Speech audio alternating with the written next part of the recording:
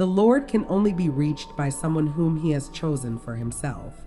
To such a person, he reveals himself in his own form.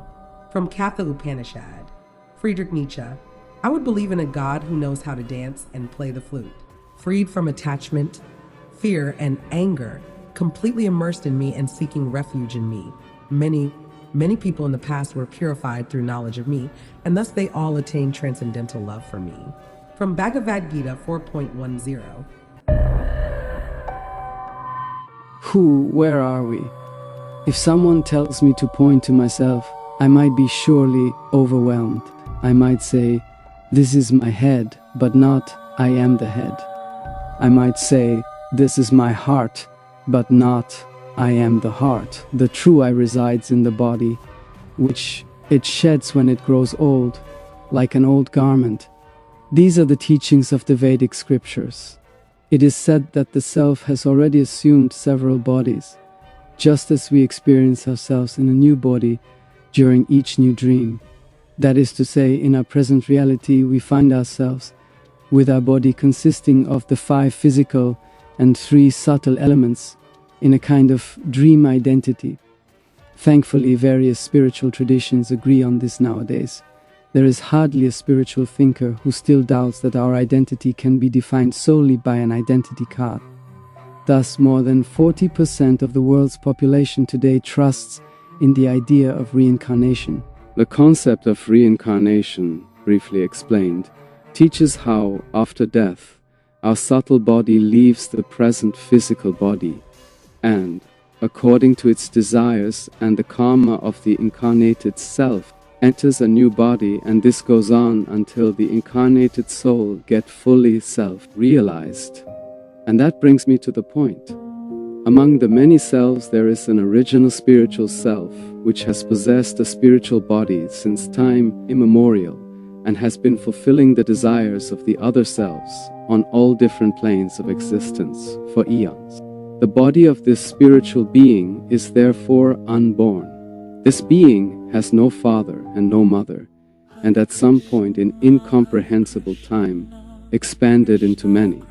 Yes, this living being was pleased to expand into millions, billions and trillions of other beings, and a smaller part of these perfect, tiny little soul particles, namely us, decided by their free will to assume a material body, significantly reducing their awareness of this one original being.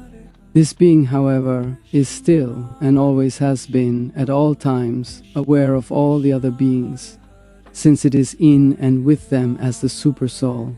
But we on our side are not always aware of this being.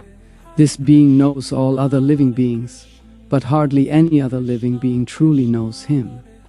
In all universes, the material and the spiritual, the kingdom of God, there is no other living being that possesses the ability to fully expand itself and to care for and be present for every other living being, unrestricted and at the same time.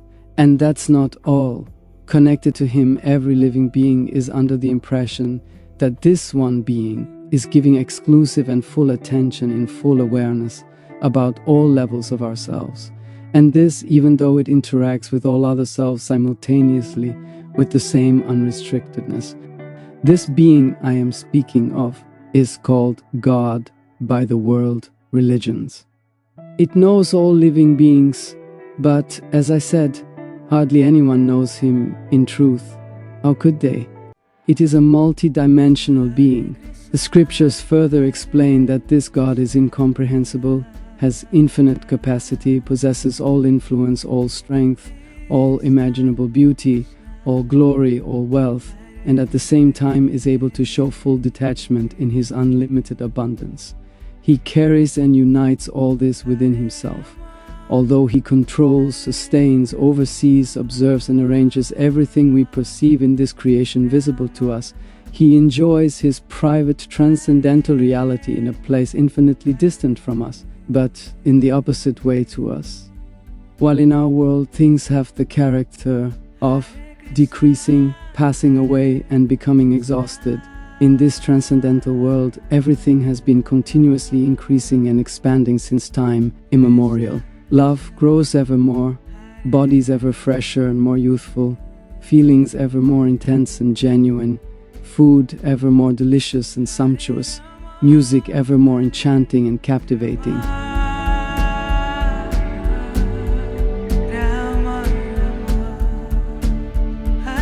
To give a sense of the dilemma of the opposing material, spiritual world, the Bhagavad Gita also speaks of a banyan tree reflected in the water of a lake. Anyone who has ever seen a banyan tree knows how wildly and freely it puts down its roots. Playfully, it unfolds as it pleases. Its roots disappear into the earth, and a little later they reappear. Above are its branches, blossoms, and fruit. Below are its multi-layered trunks, limbs, and roots. When such a tree is reflected in a silent lake, the Bhagavad Gita says, one no longer knows which way is up and which is down.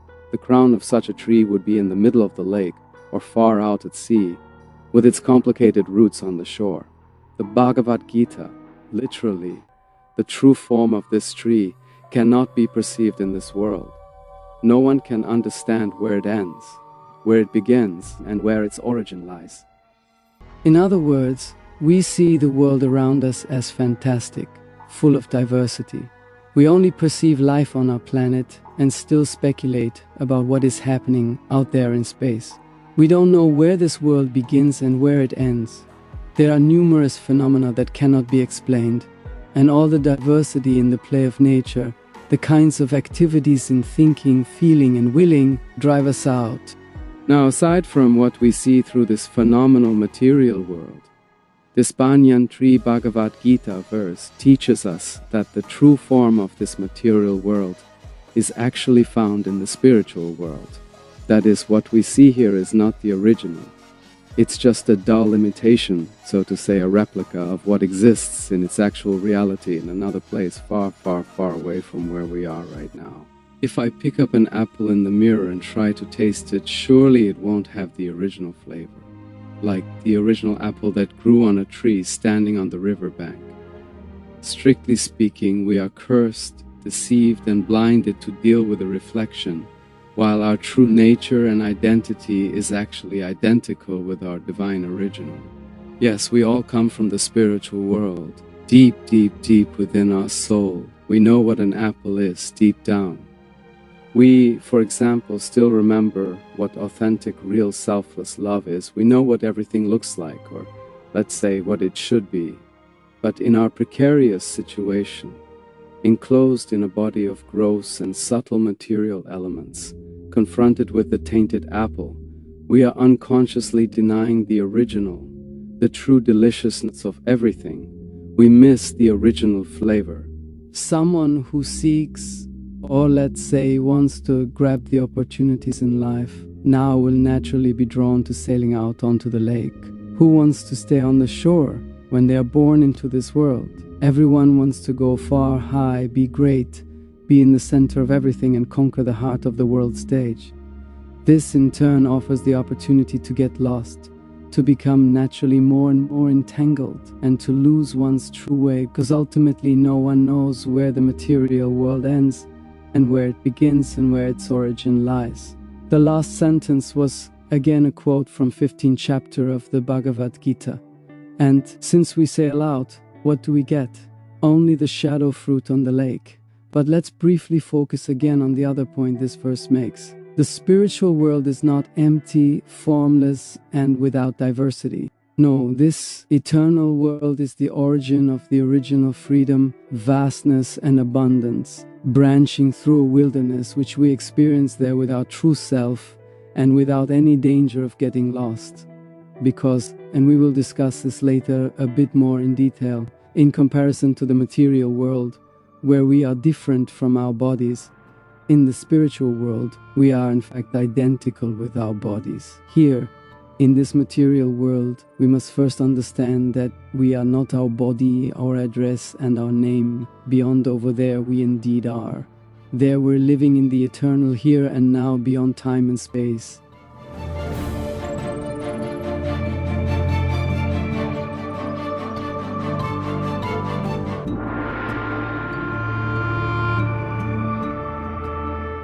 From what has already been said, it is easy to surmise that we therefore live in a delusion that seems to surround us like a mega fat illusion.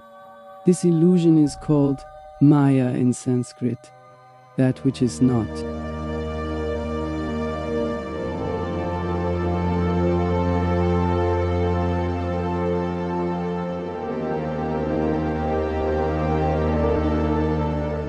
The Vedas also provide another vivid example for the reason behind this delusion, and then make a very remarkable philosophical statement.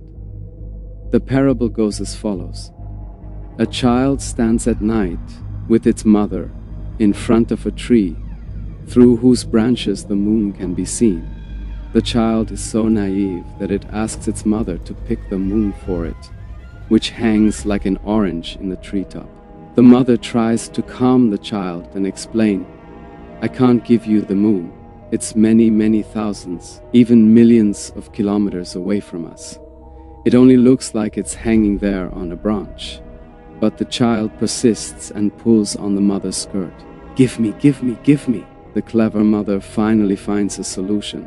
She takes a mirror from her bag and gives it to the crying child, who now sees the moon in the branches reflected in the mirror. And now the fascinated child indeed believes that it has received the actual moon from her mother. This parable is meant to illustrate what happened in our relationship with God. Sometime in the incomprehensible time, each of us once lived in the spiritual world. There we lived in harmony with the self from which all other selves originate and through which all other selves enjoy, while we were immersed in the manifold games and delights of reality. Just as one plays in the parks or gardens of a city, we knew nothing else. Basically, the process by which we then entered the material world corresponds to the dynamic by which free citizens slowly develop into criminals and land ultimately in a prison. We are with God, who is in the spiritual world, always in the center, so therefore the desire arises to also be the center, be the controlling one, the self around which all other selves revolve and concentrate. Then God says, that self is already me. And we don't let up, just like the child in the story who longed for the moon in the treetop didn't let up. Everything was actually good, eternal, full of bliss, constantly renewing itself. But with a different ego, a different center than ourselves. Give me, give me, give me. So we distanced ourselves, and he distanced himself too, until we then entered the realm of this mundane reflection.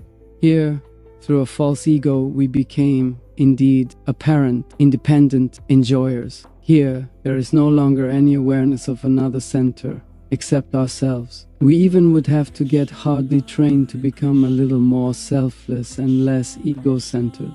In this way, we had been born in the deceptive world of samsara, a world which is an endless circle of repeated births and deaths. That's the material world. But what is the form of God? What is his body? What is his nature?